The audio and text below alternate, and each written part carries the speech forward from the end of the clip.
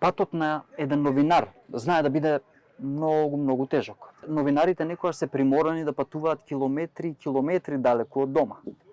Таков е случајот на нашата Кристина Атовска. Таа уште минатата година замина за Украина и го направи својот прв новинарски документарец кој што беше дел од многу фестивали.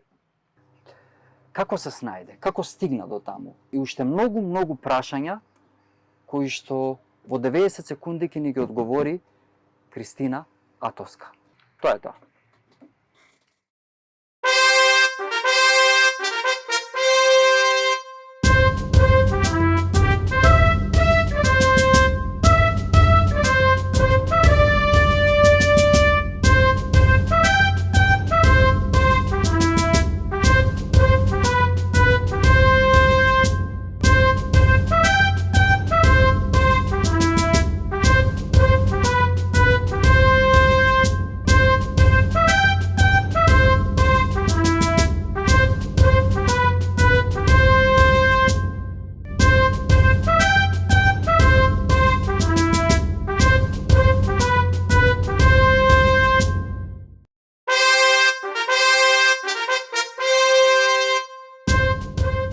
Крис, како си?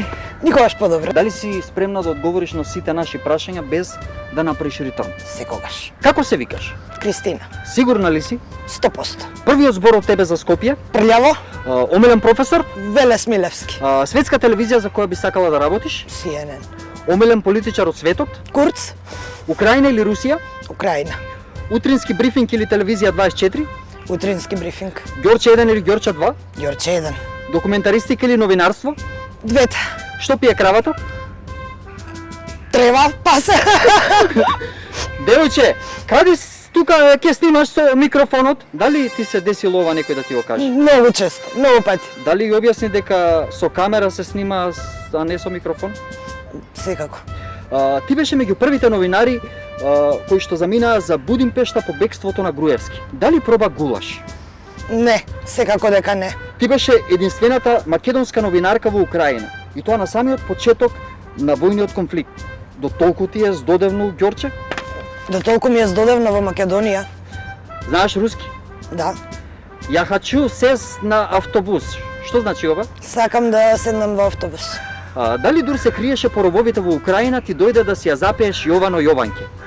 Не баш. На крајот Мислев само како да преживеам. на крајот на светот со себе би понела што? Микрофон Зошто? и камера. За да снимам. Кажи ми сега што е ново од тебе, што треба да очекуваме. Па, јас и ти ќе се видиме на Манаки, Лобус фронталис. Тоа е едно кратко филмче. Ви благодарам, Тоа е Крис тоа. Атовска, Return Time. Поздрав. Гледаме. Чао.